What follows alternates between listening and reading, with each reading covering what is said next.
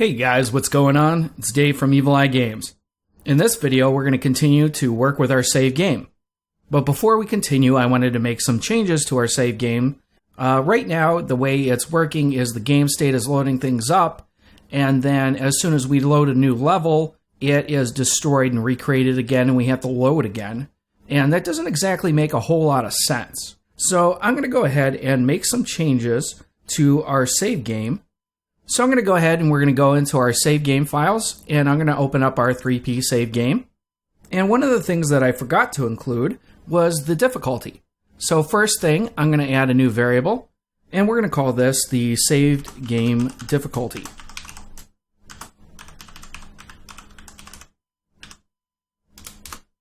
And then for the type, we're going to go ahead and search for our difficulty enum, and we're going to select that. And then I'm going to make some changes to the functions we have. So right now we have a set save game variable. And I'm going to go ahead and I'm going to rename this the save game state variable. And I'm going to rename our set save game variables to our set save game state variables. And then I'm going to go ahead and I'm going to create two more functions. I'm going to set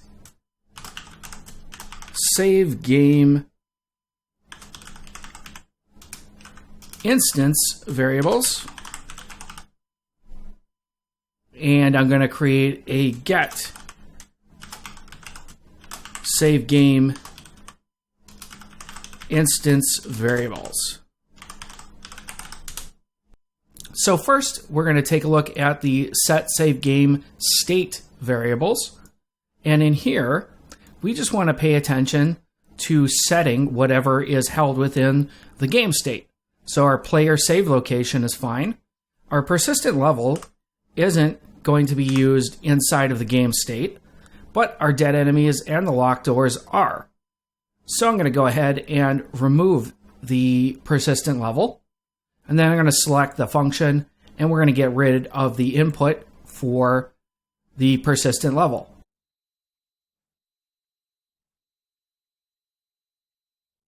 So basically, when we set the save game state variables, we're setting the player location, the dead enemies, and the locked doors. And if you're storing a streaming level, this is where you'd put it as well. Next, I'm going to go into the get save game state variables. We're going to once again get rid of the persistent level, and in the return node, we're going to get rid of the persistent level output as well. And that's going to be it. So next we're going to go into the set save game instance variables, and here we're going to want to set our variables with respect to what is going to be stored within the game instance. So we're going to have the persistent level, so we're going to want to set our persistent level here. And we're also going to want to set our saved game difficulty. So I'll just go ahead and plug these in. And then I'm going to go ahead and connect the inputs for the sets into the input for the function. And that's literally going to be it. Lastly, we're going to go into the get save game instance variable. And we're going to go ahead and make an output. And we're just going to simply return our persistent level and our saved game difficulty. And we'll just plug these into our return node. And we can go ahead and compile and save this. Next, I'm going to go ahead and open up our 3P game instance. And there's a lot of functions here, so I'm just going to go ahead and close all these functions out, so that we just have our main event graph. And the first thing I want to do is I want to organize our variables a little bit. So I'm going to go ahead and for category of our functions, I'm going to create one for our save settings. And then I'm going to go ahead and add all of our save settings to that category. And it seems like I have an extra function in here for some reason. So I'm going to go ahead and I'm going to delete this function. And then I'm going to do the same thing for the variables. I'm going to go ahead and put them into the save settings category as well. So that leaves us, if we collapse these, we're going to have a set difficulty, a get difficulty function, a set is game loading, and a get is game loading in our functions. And then in our variables, we're going to have our current difficulty and is game loading. And we're going to want to go ahead and add our persistent level variable. And this is going to be a name. So I'm going to compile and save this.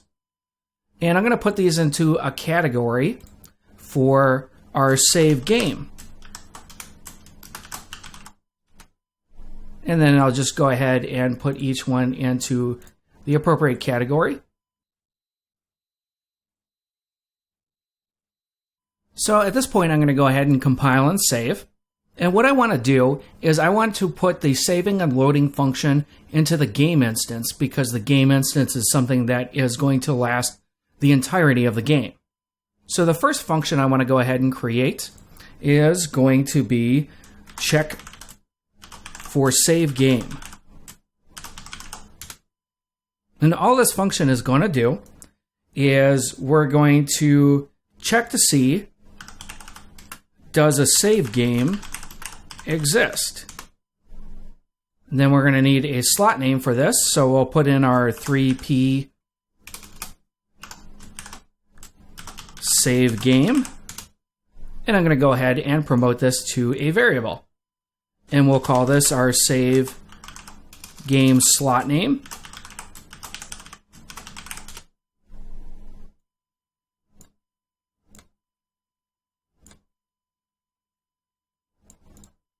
And then we're going to want a return node. So we're going to create a new output. And it's going to be a Boolean. And I'm just going to call this save game exists. Then for the return node, we're going to plug in our output and the return value from our does save game exist. And that's going to complete this function. So I'm going to go ahead and compile and save this and close this function after I put it into our save game category. Next, I'm going to go ahead and we're going to create a new function. And I'm going to call this save 3P game, just to break it up and not call it just a plain save game. And once again, I'm going to go ahead in the category, I'm going to put this into our save game category. And for our save 3P game function, we always want to check to see if the save game exists. So I'm going to drag in our check for save game. And then we're going to go ahead and put in a branch.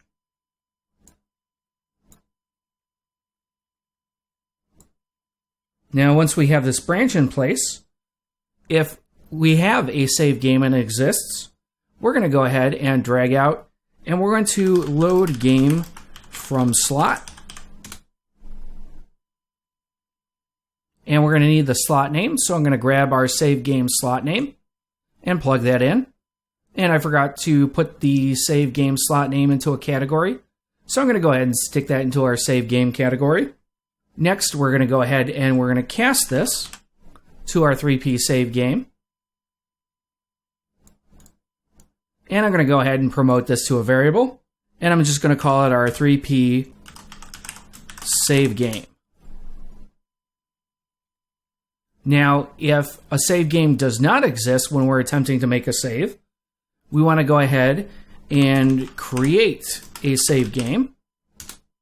So we'll select the create save game object, and we're going to have to select a class, and we're going to select our 3P save game. And then we're going to go ahead and cast and save it to a variable. So I'm going to go ahead and duplicate this and connect our return value into the object of our cast. Now, once we have that completed, we want to go ahead and set the variables within our save game. So we're going to go ahead and as our 3P save game here, I'm going to grab out a reference to it. And we're going to drag off and set our save game instance variables. And we want to call on our function. And I'm going to go ahead and connect each one of these sets up into our set save game instance variables. Now we're also going to have to plug in the persistent level and the save game difficulty. So I'm going to go ahead and grab our persistent level and plug it in.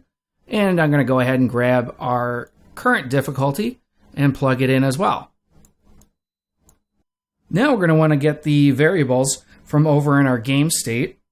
So I'm going to go ahead and right click and get our game state. And we're going to go ahead and cast this to our 3P game state. Now, as our 3P game state, we want to get the variables that we need to make a save. So if we actually go over and open up our game state, we have a bunch of functions here. I'm going to close these out. We don't have a function that returns all of our game state variables. So we're going to go ahead and create a new function. And I'm going to call this get game state variables. And all we're simply going to do is we're going to end up getting our player save location. We're going to get our list of dead enemies. And we're going to get our list of locked doors.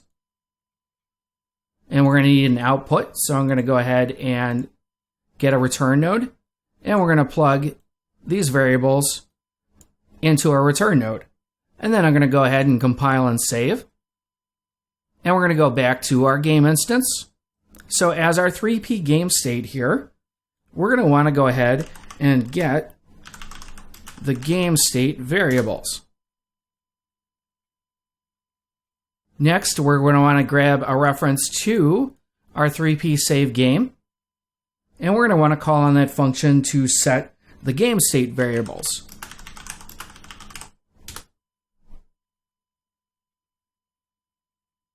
And then we're just going to need to plug the appropriate outputs to the correct inputs. Now that we have all the variables set for both our game instance and our game state, we're going to go ahead and we're going to grab our save game again. And we want to go ahead and save game to slot. So we'll go ahead and drag this out here and we'll connect it up. And we're going to have to give it a slot name. So I'm going to grab our save game slot name and plug that in.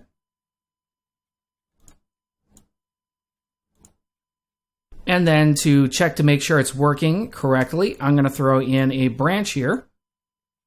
And I'm going to drag out and throw in a print string. And then I'm just going to go ahead and duplicate this for the false as well. So if it's true, I'm going to type in game saved successfully.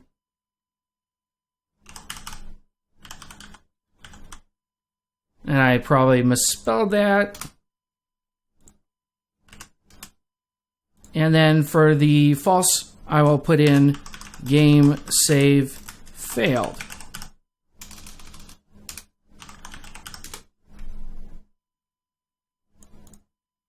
So that way when we actually call on this 3P game save, we can find out if it actually worked or not.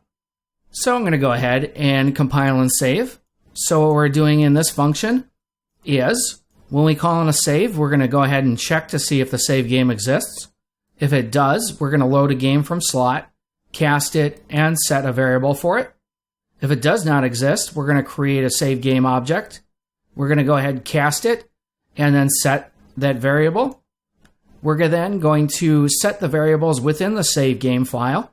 So we're going to set our persistent level and current difficulty for our instance variables. We're then going to get our game state and cast to it. And we're going to get our game state variables from our game state. We're then going to go ahead and set those variables within our save game. Now that we have our variables set, we're going to go ahead and save the game to a slot.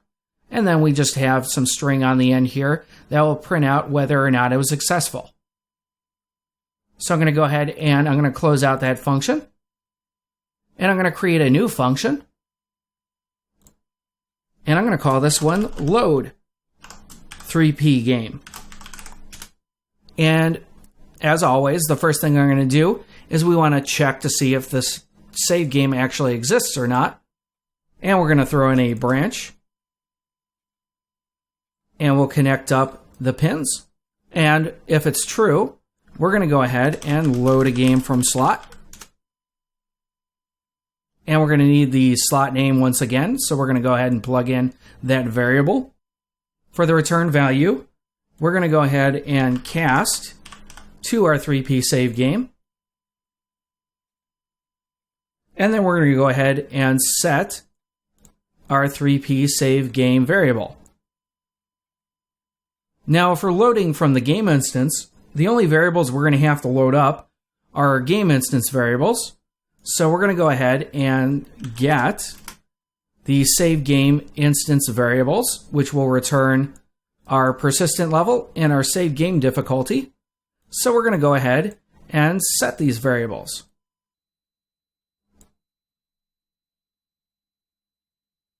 And lastly, if we're calling the load at this point, we're going to want to set the game as loading. So we're going to drag that out and we're going to set is game loading to true. So in this function, what we're going to be doing is we're first going to check to see if a save game exists. And then we're going to throw in a branch. Now, if this is false, I'm going to go ahead and we're going to print a string for testing purposes here. And we're going to write that the save game does not exist. So if we do something wrong and we try to load up a game and one doesn't exist, we're going to get this where it says a save game does not exist. But if our save game does exist, we're going to go ahead and load the game from our slot. We're going to cast it and set the variable to it. We're going to go ahead and get our save game instance variables and then set the appropriate variables. And once that's done, set the game to is game loading to true. So I'm going to go ahead and compile and save. And we're going to go ahead and put that function into our save game category. And I'm going to go ahead and add another function. And I'm going to call this get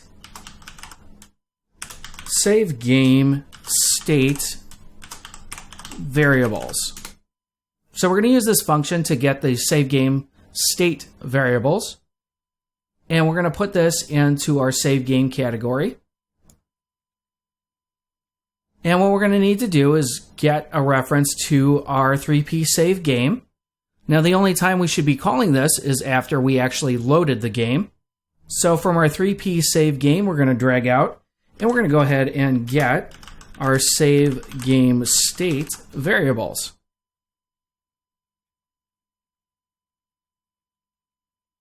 And then we're going to need an output, so I'm going to create a new output. And then we're just going to plug these values into our return node. And we'll go ahead and compile and save. And that's going to complete our function. And I just need to put this 3P save game into our save game category. And I'm going to go ahead and compile and save. Next, I'm going to go ahead and we're going to go into our 3P game state. And I'm going to go to the event graph. And what we're doing right now is we're getting the game instance, finding out if it's loading, and then if it's true, we're calling our load game on ourselves. And we really don't want to do that, so I'm going to get rid of this. And we're also getting the current level name and setting a persistent level inside of our game state. And we don't need to hold that persistent level inside of our game state. So I'm going to go ahead and delete that set. And I'm also going to go ahead and delete the persistent level variable. And it's saying it's already in use. We're going to go ahead and fix the rest of it. So I'm going to hit yes. And I'm going to compile and save this. Now, if we are loading our game, we want to go ahead and grab the variables from that function that we just created in our game instance. So I'm going to backtrack a little bit here. And before we get is game loading, I'm going to promote our casted 3P game instance to a variable. And I'm just going to call this our game instance. And we're going to place our set right here in between the cast and get is game loading. And I'm going to break this link and just plug it in right here. Now we're going to need to call on our game instance. So I'm going to go ahead and drag out our game instance. And from here, we're going to call on that function to get saved game state. There we go. Get saved game state variables. So I'm going to plug our true into this.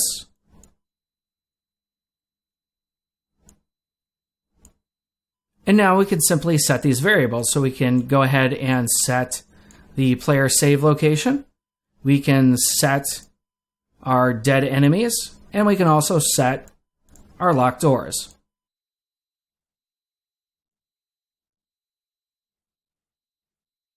Now, if we're not loading the game, we're going to want to go ahead and set our persistent level. So, from our get current level name, we're returning this and converting it, but we're going to have to grab our game instance, and we want to call on the set persistent level. And we don't actually have a function for it. So we're going to go into our game instance and we're going to create a new function and we're going to set persistent level. And for our set persistent level, all we're going to do is set the persistent level and plug our input for the set into the input for the function. And then we're going to want to go ahead and put it into the category of our save game. And we're also going to obviously at some point want to get the persistent level name. So I'm going to create another function and we're going to call it get persistent level. So once again, I'm going to put it into our game save category and we're going to need an output.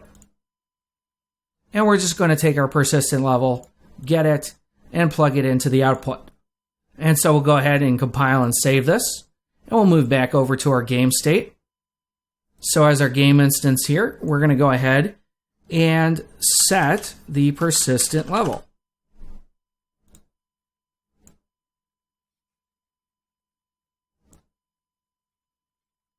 And we're going to go ahead and compile and save. And for the other functions that we have here, we're not going to need a bunch of these because no longer are we going to be loading or saving the game from our game state. So I'm going to go ahead and delete the save game and the load game. And I'm going to go ahead and I'm going to get rid of this get save game slot name because that's going to be held in the game instance now. And we don't need to get the persistent level either. So I'm going to go ahead and delete that. So right now we just have a set player save location, a get save player save location, a get game state variable. And then for our variables here, our player save location, dead enemies, and locked doors are going to be used. So I'm going to go ahead and we're going to delete the save game slot name. And we're going to go ahead and delete the save game file. So that should just leave us with our player save location, our array of dead enemies, our array of locked doors, and a game instance. Now, one thing we're probably going to have to do later is set our game state variables. So we have a function to get them. So let's create a function to set them. So we're going to create a function called set game state variables. And what this is going to do is we're going to go ahead and set our player location, our dead enemies, and our locked doors. So we're going to go ahead and plug all of these in.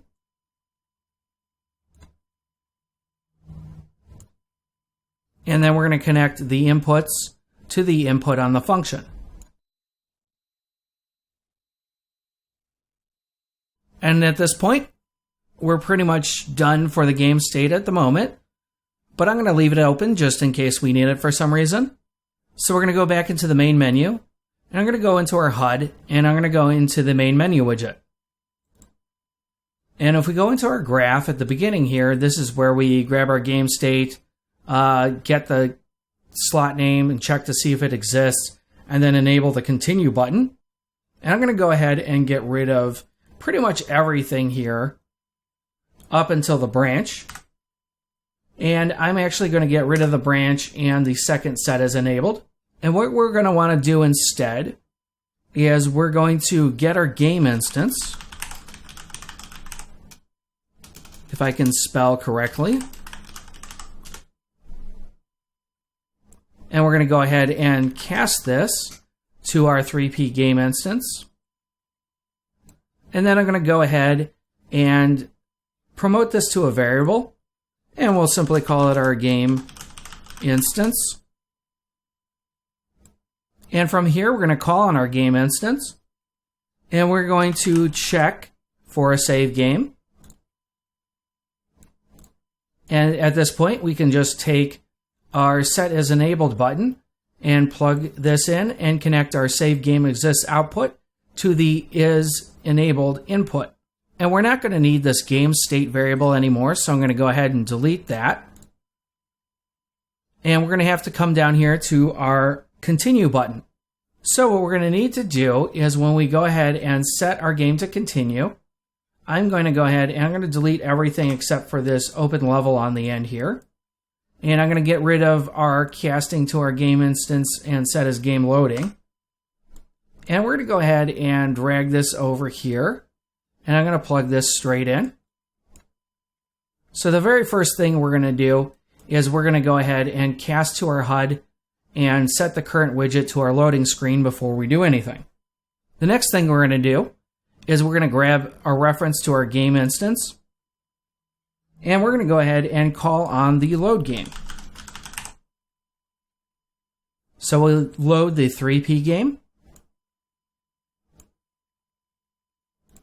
And then we're going to want to go ahead and open up a level. So I'm going to go ahead and we're going to drag off of our game instance.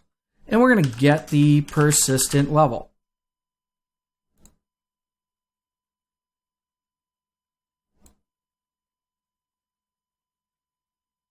And we'll just go ahead and connect in the pins.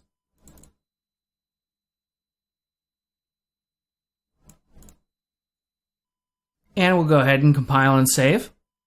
So what we're going to be doing here is when this main menu widget is constructed, it's going to go ahead and get our game instance.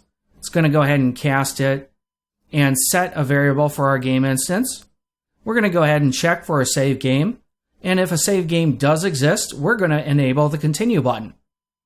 So for our continue button, when it's enabled and it gets clicked, we're going to go ahead and we're going to get our player controller, get our HUD, cast to our HUD, and then set the current widget to the loading screen widget. Once it's been set to the loading screen, we're going to go ahead and call on our game instance to go ahead and load. And if we remember from what we just did, when we go ahead and load our 3P game, we're loading it from a slot, and we're setting the game is loading at the very end. So we don't have to actually call on the game instance to set is loading. Next, we're going to go ahead and get a persistent level, and we're going to open that level. So the next thing we're going to have to take care of is our checkpoint. So I'm going to go into our folder containing our save game checkpoint. And right now we have an error, obviously, because we're calling upon the game state to save the game. And that function is no longer there.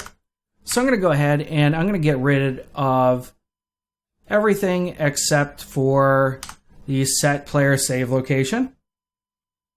So we're going to keep here the cast. And I'm going to keep the do once. You may or may not have that. And we are actually going to have to go ahead and cast to the game state. So I'm going to go ahead and get the game state. And we're going to go ahead and cast to our 3P game state. And as our 3P game state, we're going to go ahead and set the player save location.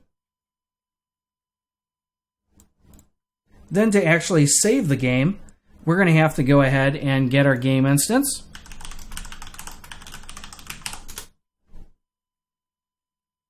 And then we're going to cast to our 3P game instance. And then as our 3P game instance, we're going to go ahead and we're going to call on save game. So we'll call save 3P game. And we're going to go ahead and compile and save. Now, at this point, we should be ready to go. And if you ever need to go ahead and delete any previous saves. I'm going to go ahead and click on the content folder, and we're going to go ahead and show and explore. And then I'm going to go ahead and move up one folder. And under the save folder here, if we go to save games, we're going to have the 3P slot name save and the save game settings. So I'm going to go ahead and we're going to delete these files. And if I go back to our game right here and I go ahead and hit play, it is going to basically reload our defaults because of the way we set it up. So our save settings aren't going to be there anymore, and the continue game will be blurred out. So if you do at any point need to delete those files, you can go ahead and navigate to that folder, delete the save files, and then start without any save files. So I'm going to go ahead and I'm going to close out of this. And we are going to need to modify what happens in our level when it opens up. So I'm going to go into our maps and open up our level. And I'm going to go to our blueprints and open level blueprints. And so what we're doing now, let's take a look at this, is we're going ahead and we're prompting it to load the streaming level at the very beginning.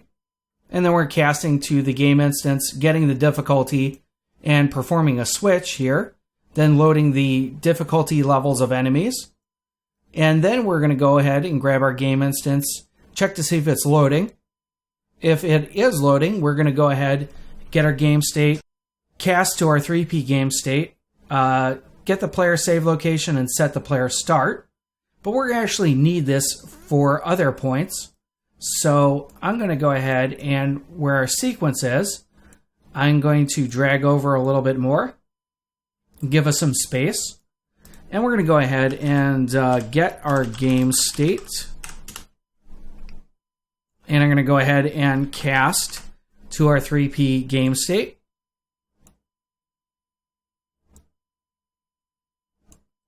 And I'm going to go ahead and promote this to a variable. And we can just call this our game state. And then we can go ahead and plug that into our sequence. So when we actually get the player save location here, we can simply drag in this game state reference and plug that directly in.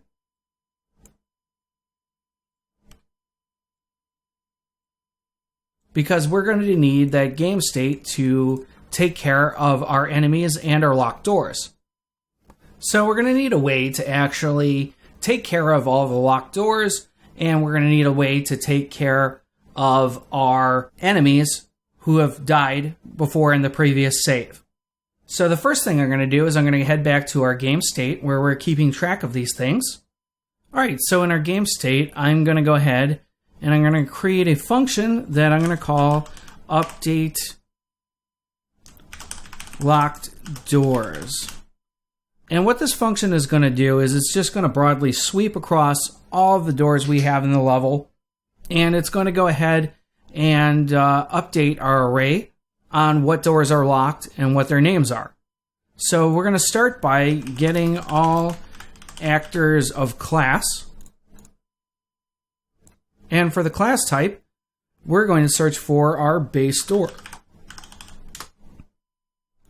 So we'll select the base door blueprint. And then for our out actors, it's going to have an array of all of our base doors. We're going to perform a for each. So we want to loop through each door. And we want to find out whether each door is locked. Now in our base door blueprint here, we have a isDoorLocked variable. We have a setIsDoorLocked function. So I'm going to create a function. I'm going to call it getIsDoorLocked. And simply, this is just going to have a single output. And we're going to grab the isDoorLocked. And we're going to go ahead and return it and compile and save that. So back in our game state, we're going to go ahead and from our array element, drag out and get isDoorLocked. And we'll call on the function. Now, one thing to note here is if you drag off the array element and try to get this function and it doesn't appear in this list, I believe that this is a bug within Unreal Engine 4. I was able to get around this by closing out the project and reopening it. So that's the first thing I would try if you tried dragging off an array element in the loop and you can't get something that is within that blueprint. Because we have the base door blueprint right here as the selected actor class, the out actors are already cast to a base door blueprint reference. If you end up promoting this to a variable, you're going to have to end up casting this. So we're essentially getting all of our actors of the base door class and going through each one of them in a loop, and then we're getting to see if the door is locked. Now we want to actually set in our locked doors here. So if we drag out and we get the reference to our locked doors, we're going to have to go ahead and add each one of these to our locked doors array. Now, if we go ahead and we break this apart, well, we're going to have to perform a for each loop on our array, and we get the array element and we break it. We have a name and we have whether or not it is locked. So what we're going to want to do is we're going to want to take our locked doors and we want to go ahead and add this into the array. So we're going to go ahead and drag off of our locked doors and search for add. And then from the input, we want to go ahead and make a locked door struct. So we should have something that looks kind of like this. And we're going to want to plug this into our add. And then we're going to need the name as well. So we're going to drag off the array element and we're going to get display name. And so we'll just plug the return display name into the name and the isDoorLocked into the isLocked of our struct. So I'm going to go ahead and delete this down here. Now, when we're updating this, this is only going to happen once every so often, and there's not going to be that many doors in the level that we're going to have to track to see whether it's locked or unlocked. So I want to clear out this locked doors array every time we run this. So I'm going to drag this off to the side here, and I'm going to get a reference to our locked doors. And we're going to drag out and search for clear. So this will go ahead and empty out our locked doors array. And I'll just slide this over a little bit. So when we call this update locked doors, what we're going to end up doing is we're going to take our current array of locked doors. We're going to go ahead and clear it out. We're going to get all actors of class for a type of door. And we're going to go through each one of those with a for each loop. So we're going to go ahead and get is the door locked, and we're going to get the display name of that door. Then we're going to go ahead and we're going to make a struct using that display name and whether the door is locked, and we're going to add it into our array of locked doors. So anytime we go to save, we can call upon this update locked doors here, and we'll be able to rebuild our array of locked doors. So I'm going to go ahead and compile and save this. And I'm going to create a new function. And we're going to call this setLockDoors. Now what this function is going to do is it's going to go through all of the doors in the environment and set whether or not they are locked. So that way when we load up a level, we can get our array of locked doors, see which ones are locked, and then lock or unlock them appropriately. So what we're going to need to do is, once again, we're going to have to go ahead and get actors of class. And once again, we're going to select our base door. And then we're going to go ahead and perform a for each loop on this. Now for each one of these doors, we want to go ahead and we want to get our locked doors array. And we want to perform a for each with a break. And we're going to connect our loop body from the first for each loop into the for each loop with a break. And what we want to do is we want to go ahead and get the display name of the door we're currently looking at.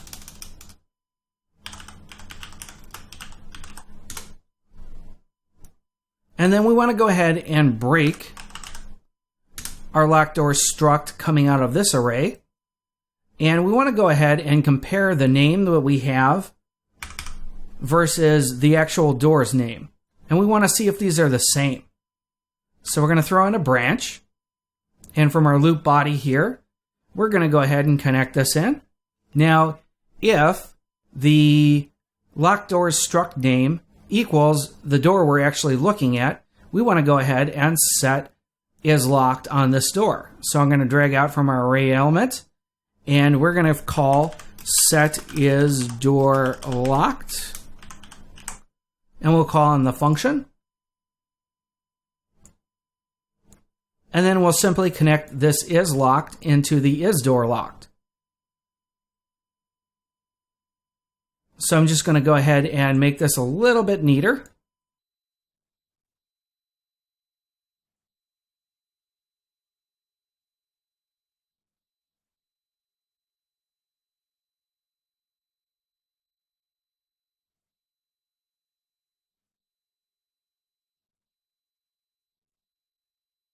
Now the last thing I want to do is I want to actually trigger this break. So in the event that we actually set the door, we don't need to go through the rest of this array. So I'm going to take this and I'm going to drag the output from the set as door locked into our break. And then we can use some reroute nodes to go ahead and make it look a little nicer. So what we're doing here is when we set all of our locked doors, we're going to use this when we load up the level, and we want to set all of the doors to our previously saved positions of whether they're locked or not. We're going to go ahead and get all actors of class of our base door, and then we're going to perform a loop, and we're going to travel through each one of these doors that exist in the level. And for each door in the level, we're going to go ahead and grab our list of locked doors, and we're going to go ahead and break the struct apart that exists within this array. We're going to take the name within that broken element, and we're going to compare it to the display name on the door we're looking at. Now, if they're equal, we're going to go ahead and set the door to locked, and then we're going to go ahead and we're going to break out of this loop because we don't need to go through the rest of these locked doors. Now, the break here is completely optional, but it will save at least a little bit in performance when going through the level and setting all of the doors to be locked or not. So we have one function here that's going to go ahead and build our list of locked doors, and we have one function here which is going to go ahead and set the locked doors based on what we have in the save file. So at this point I'm going to go ahead and compile and save. And we're going to need to go into the level blueprint. So we'll open up the level, and we'll go into our blueprints and open level blueprint. And right now, when we are loading the game, we're just setting the player's start location. But now we can actually call upon the game state, and we can use our function to set locked doors.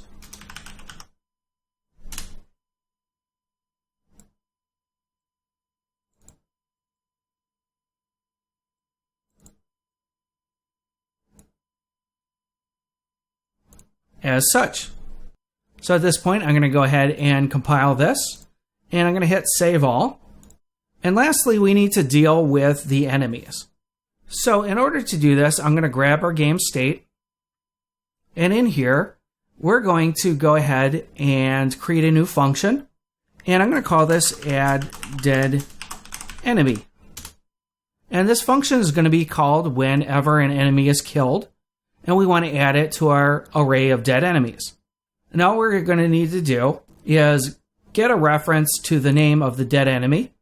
So we're going to select it, and we're going to add a new input.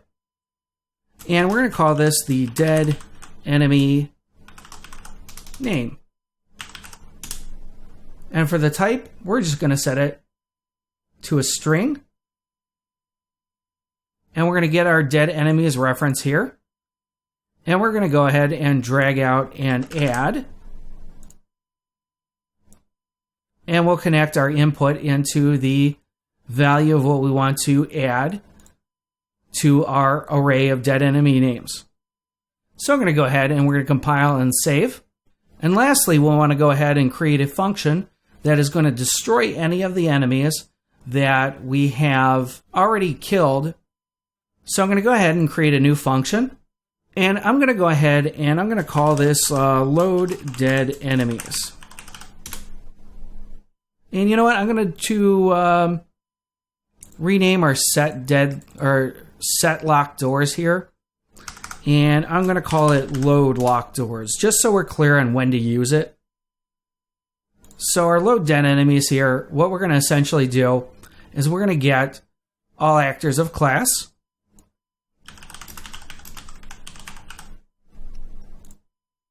And for the type, or the actor class here, we want to grab our base enemy character.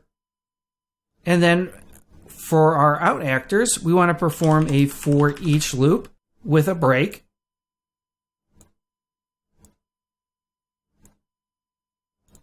And then we want to compare their name to our dead enemies' names. So we're going to get our array of dead enemies, and we're going to perform a for each with a break.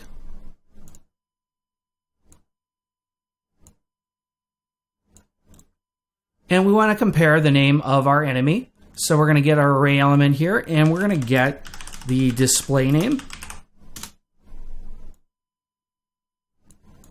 And we want to get the array element, and we want to see if this is equal. And then we're going to perform a branch. And if these are equal, we want to go ahead and destroy this actor. So I'm going to drag off from our array element. And actually, I'll put it down here, but we'll drag off and search for destroy actor. And we'll select the function destroy actor.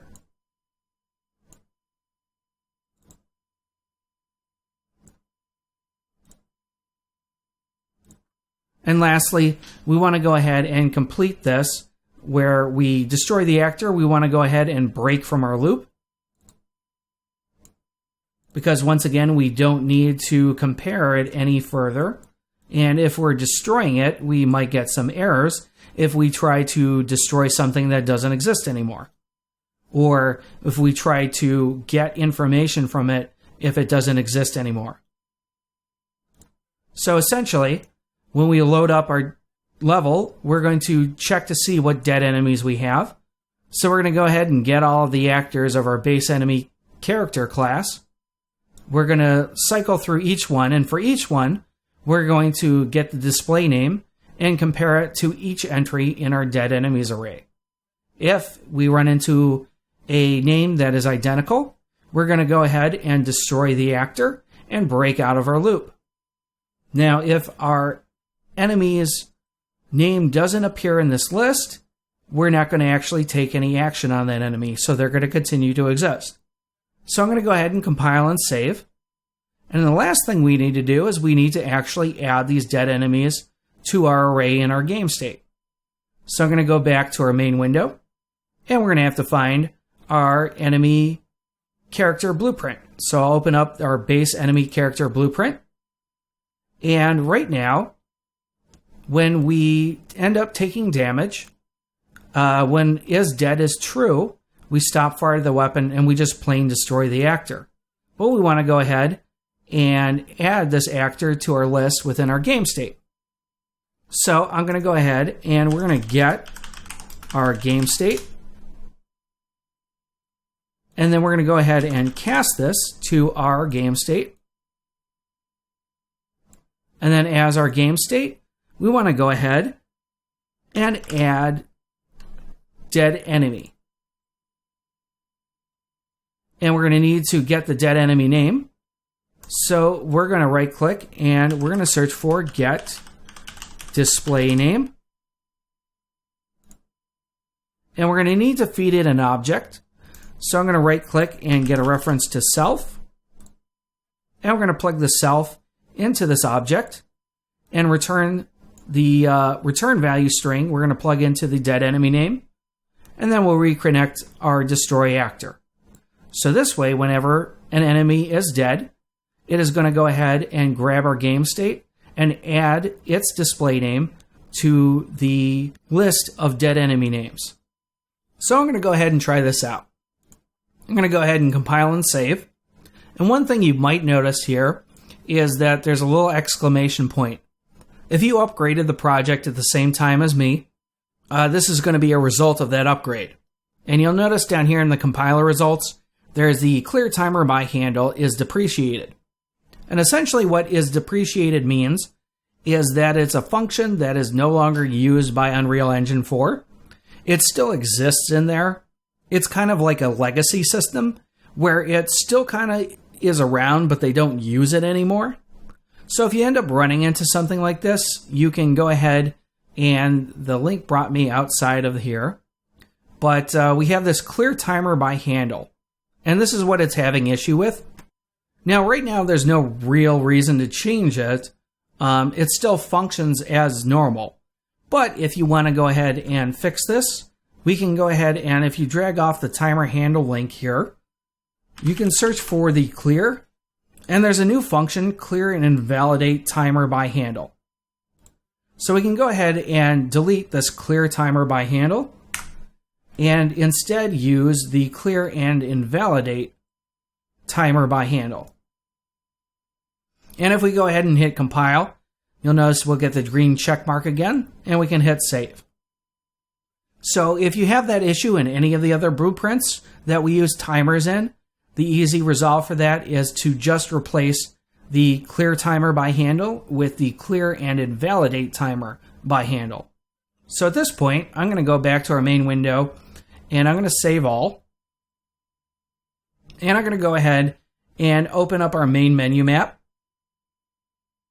And we're going to go ahead and hit play.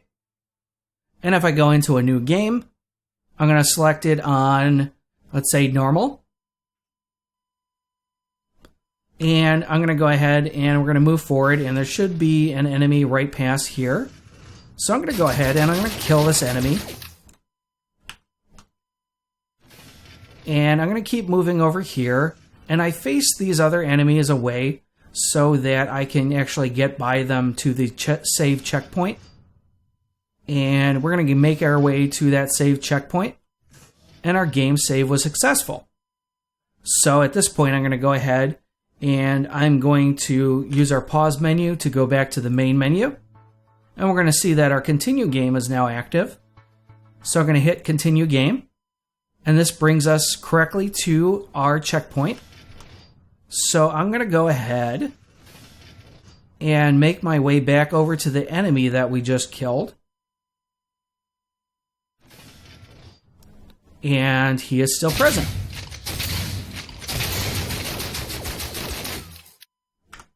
And I think I forgot when we actually load up the level to call on that.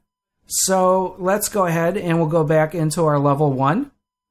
And I'm going to open up the blueprint for this. And yep, I forgot to call it. So when his game is loading as true, we head into the branch. We get the player save location, set it, load lock doors. We have to actually call on the dead enemy function. So we're going to call on load dead enemies. And I'm going to go ahead and plug that in. And I'm going to go ahead and compile this. And we're going to load up our main menu once again. Now let's go ahead and hit play. And we're going to hit continue game. Because the function to add him to the list is in there, that enemy's name should have been added to the list already. So he should not exist anymore, which he doesn't.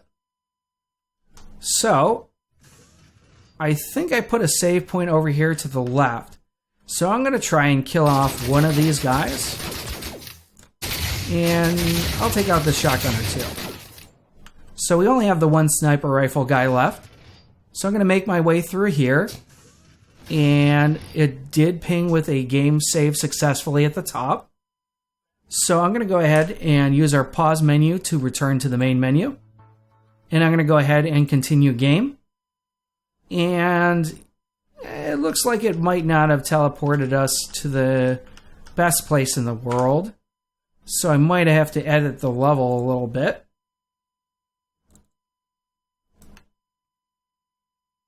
And I am just going to take this and I'm going to raise it up a little bit and save.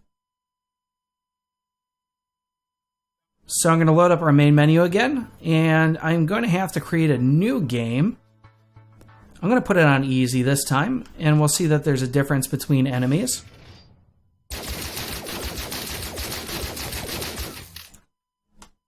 So I killed the first guy, and now there's only 2 left in this area here. And I'm going to go ahead and test out this save point over here. So our game saved successfully. So I'm going to use our pause menu, go to our main menu, and then continue game. And it seems to have loaded us in properly. So I'm going to backtrack over here, and it loaded up the correct difficulty. There's only these 2 guys here.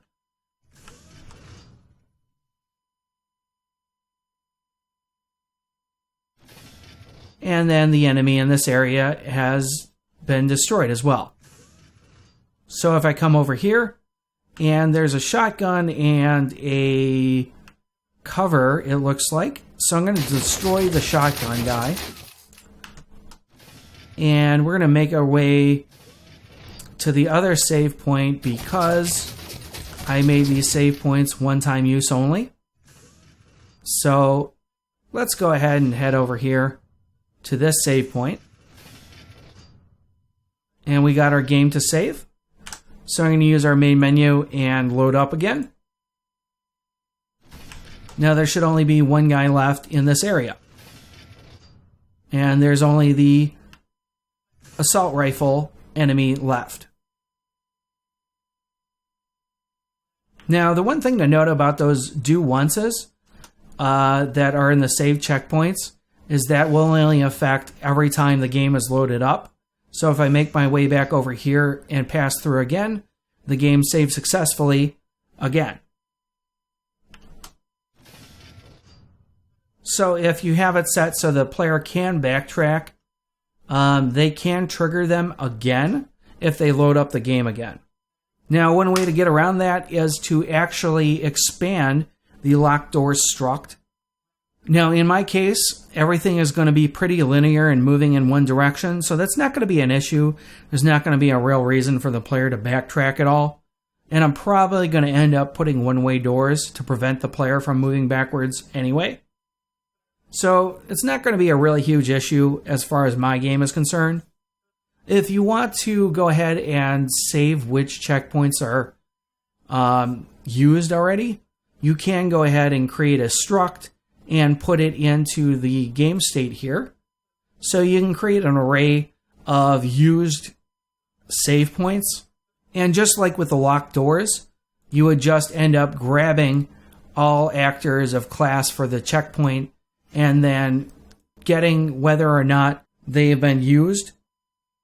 And then in the save game checkpoint, once this is triggered, you'd have to set a variable in here that just says that the checkpoint has been used. So that's going to complete today's video. If you have any questions or comments, you can go ahead and leave them down below or stop by my Facebook page and message me over there. And as always, thanks for watching.